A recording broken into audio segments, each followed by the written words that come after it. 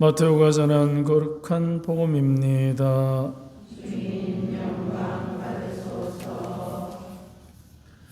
예수님께서 카이사리아 필리피 지방에 다다르시자 제자들에게 사람의 아들을 누구라고들 하느냐 하고 물으셨다. 제자들이 대답하였다. 세례자 요한이라고도 합니다. 그러나 어떤 이들은 엘리야라 하고 또 어떤 이들은 예레미야 예언자 가운데 한 분이라고 합니다.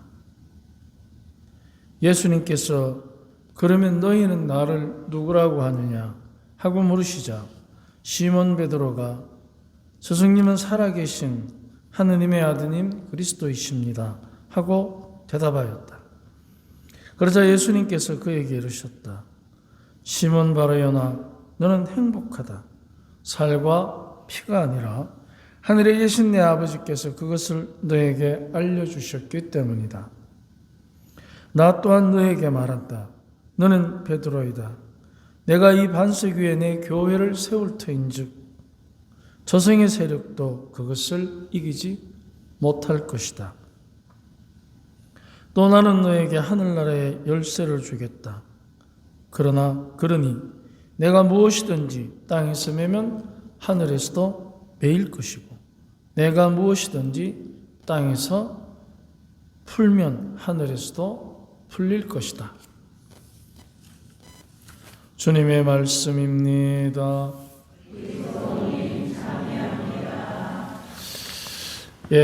날씨가 추운데 이 골짜기까지 와서 고맙습니다. 우리 지금 교황님이 편찮다고 하시죠? 많이 기도해 주시고 또 그야말로 이 시대에 하느님께서 선택하신 훌륭한 목자이십니다. 교황님께서 최근에 발표하신 그 회칙 중에 하나가 찬미받으소서라는 겁니다. 아주 유명한 회칙입니다. 그런데 거기에 보면 이런 말이 나옵니다. 공동의 집이라는 말이 나옵니다. 지구를. 공동의 집. 그렇기 때문에 공동의 집이니까 어느 누구도 독점할 수 없는 공동의 집입니다. 그러면 공동의 집이라는 것은 차지하는 것이 아니라 빌려 쓰는 것입니다. 어느 누구도 차지할 수는 없습니다. 그래서 천평이 내 땅이라고 소유주로 이름이 등록되지만 그러나 그건 역시 빌려 쓰는 것이지 차지하는 것은 아니라는 것입니다. 왜냐하면 때가 되면 우리는 떠나야 합니다. 1000만 평이 있다 하더라도 떠나야 합니다. 그럼 또 누군가의 주인이 되겠죠. 그래서 공동의 집이라는 그 주제를 삼으셔가지고 아주 지금 우리 모두가 환경 문제에 있어서 예민하고도 적극적이고 정의롭고도 다정스럽게 그 문제를 접근해야 된다는 말씀을 많이 하십니다. 그런데 여기에서 한 가지 우리가 이제 공동의 집이라고 할 때 빌려 쓰는 것, 또 한 가지는 그 다음에 독차지할 경우에 누가 독점할 경우에 생겨나는 문제가 환경적 약자라는 것입니다. 환경적 약자. 우리는 지금 도시에 살면 살수록 아무리 아파트 값이 천정부지로 살고 고공행진을 하고 그 좋은 아파트에 산다 하더라도 환경적 약자입니다. 왜냐하면 도시화가 되면서 우리 모두가 환경적 약자로 전락한 것입니다. 그래서 공기 좋은데 찾아가시잖아요. 그래서 여기 오신 거잖아요. 이게 바로 뭐냐면 환경적 약자를 도와주기 위해서 교회가 환경적 보호망을 만들어 놓은 것입니다. 이것을 가리켜서 이제 우리 특히 가톨릭 교회의 아주 중요한 교리 중에 하나인 연대성이라는 것입니다. 연대성. 환경적 약자를 도와주기 위해서 교회가 성모솔순마을이라는 곳을 세워서 설립을 해서 환경적 약자들을 도와주는 것입니다. 그게 바로 연대하는 것입니다. 그러므로서 어떻게 하느냐? 하나님께서 내 이웃을 내 몸과 같이 사랑하라는 그 원리를 이제 실천하는 것입니다. 그게 바로 성모 솔순마을의 설립된 취지이고 운영의 원리입니다. 연대성을 발휘해서 환경적 약자, 즉 몸이 아프고 공기조가 좋지 않은 곳에, 도시화된 곳에 사는 사람, 형제 자매들이 보다 저렴한 가격으로 혼자서는 만들어내지 못하는 환경이니까 오셔서 보호를 받고 위로를 받고 치유를 받고, 이런 거 연대성의 원리를 저희 마을에서는 교황님의 그 공동의 집이라는 환경 영성에 관한 그분의 그 뜻을 이 마을의 설립자인 박상호 사도요한 신부님이 정말로 잘 실천한 것입니다. 그게 바로 성모 솔숲 마을입니다. 자, 그렇다면 교황님에게 하늘나라의 열쇠를 이제 주고 너가 묶으면 묶이고 풀면 풀릴 것이라는 말씀을 우리는 오늘 복음을 통해 듣습니다. 그래서 같이 나눠드린 강문 원고에 보면 하늘나라의 열쇠의 의미를 욕정과 열정이라는 주제로 묵상해 보았습니다. 우리는 모두가 다른 사람과 관계 속에서 자신의 가치를 발견하는 사회성이 있습니다. 만약 우리가 사회성이 없다면 인류 최고의 종족인 호모 사피엔스, 슬기로운 사람은 없어졌을 것이라 합니다. 바로 지금을 살아가는 이 우리 호모라는 종족 중에 사피엔스라고 할, 슬기로운 사람이라고 할 때 가지고 있는 가장 큰 특징 중에 하나가 사회성의 원리, 즉 연대하는 것입니다. 서로가 서로를 연대성의 원리라고 합니다.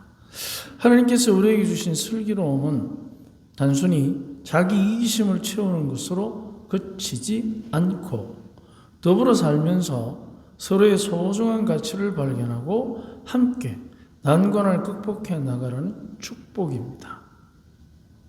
더불어서 가치를 발견하는 것이 축복이지 혼자서 자기만을 위한 것이 아닙니다. 그래서 우리의 슬기로운 사람의 가치는 같이 있어야 가치로워집니다. 누구나 예외 없이 사랑이라는 나눔을 통해서 우리는 더없이 행복합니다.